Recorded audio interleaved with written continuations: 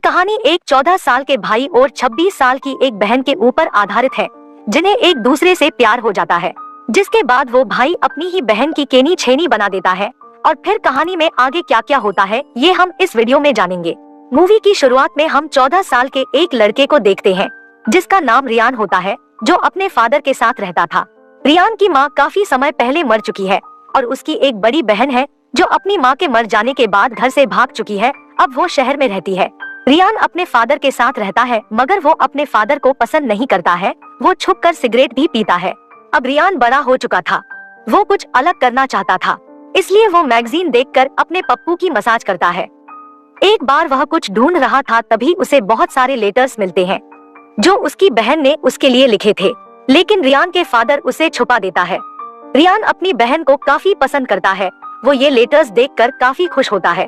वो देखता है कि उसकी बहन ने हर लेटर में उसको अपने बुलाया है। फिर अगली सुबह हम देखते हैं कि रियान अपने फादर के उठने से पहले अपना बैग लेकर और अपनी बहन की तरफ निकल जाता है और उसकी बहन के बताए एड्रेस पर पहुंच जाता है।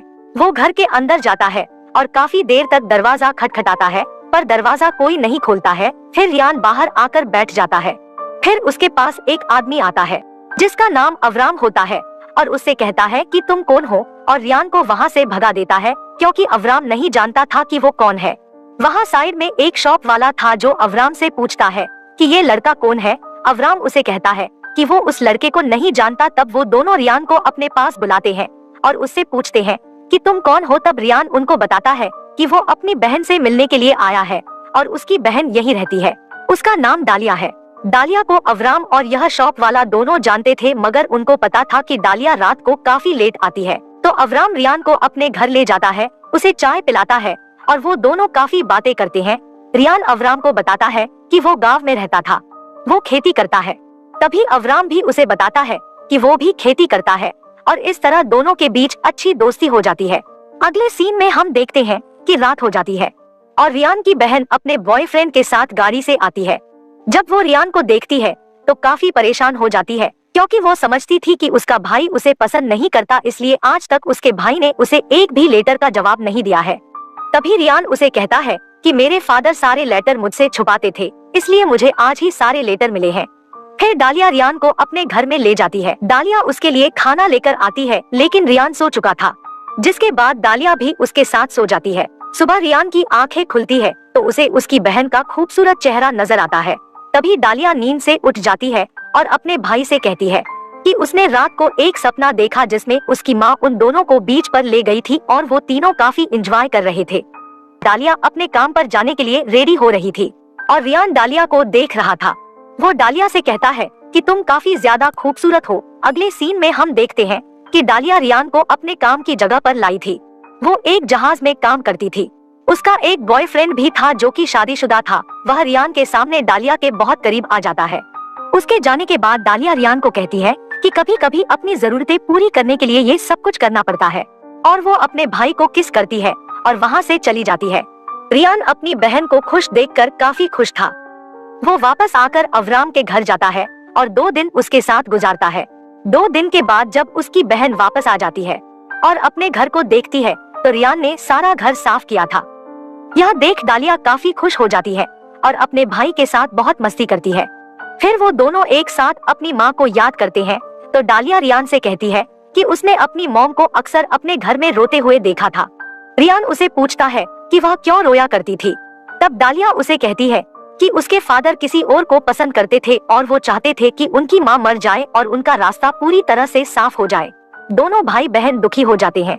तभी वह रियान से कहती है कि वो बहुत थक गई है और वो नहाने जा रही है। डालिया बाथरूम में नहा रही थी। तभी रियान को बाहर से कुछ आवाज आ रही थी। तब वो बाहर की तरफ जाता है और उसकी नजर बाथरूम की खिड़की पर पड़ती है। वो देखता है कि उसकी बहन नहा रही है। वो चुपके से उसे देखता है। वो जानता था कि वो गलत कर रहा है, लेकिन वो अपने आप को रोक नहीं पाता और अपने हाथ को इस्तेमाल करता है।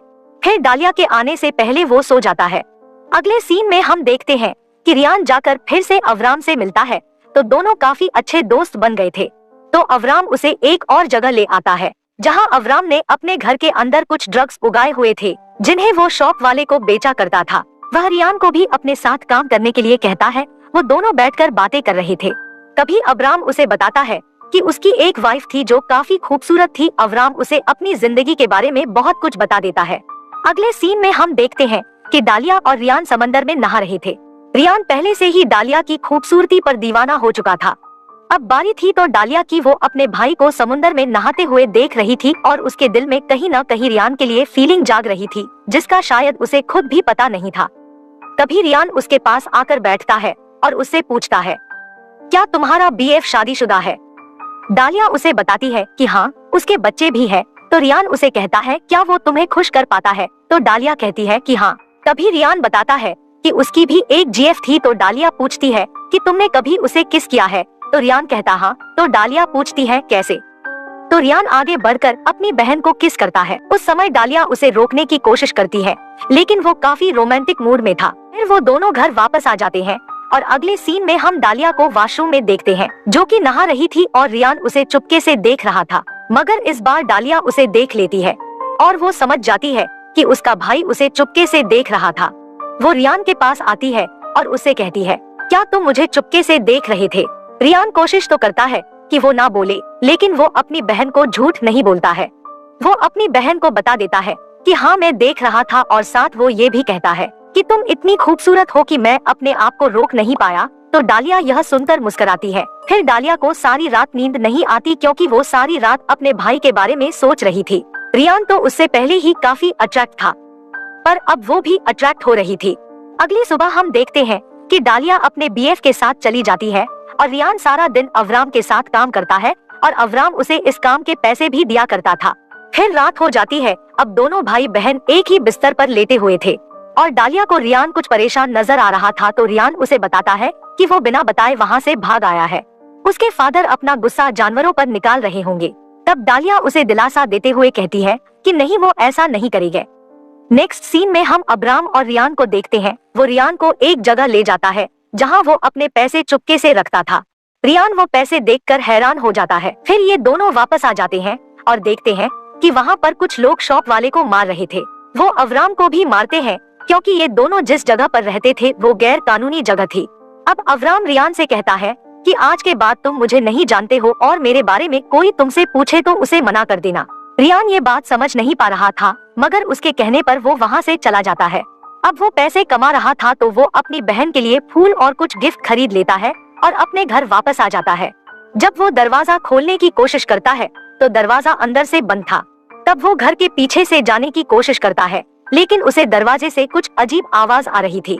वो घर के अंदर देखता है तो डालिया अपने बॉयफ्रेंड से अपनी केनी छैनी बनवा रही थी। ये सब देखकर रियान को काफी गुस्सा आता है और वो वहाँ से चला जाता है। जब डालिया बाहर आती है तब वो देखती है कि उसका भाई उसके लिए गिफ्ट लेकर आया था। वो ये देखकर काफी खुश हो जाती है। दूसरी तरफ हम रियान को देखते हैं जो काफी दुखी था, क्योंकि उसे अपनी बहन से प्यार हो गया था। अगले सीन में रियान अवराम के पास जाता है। अवराम रियान से कहता है कि अब तुम मेरे पास मत आओ, तुम यहाँ से चले जाओ, मेरे साथ रहने में तुम्हें भी खतरा है। वो अपने घर वापस आ जाता है और कुछ बैठकर सोचता है।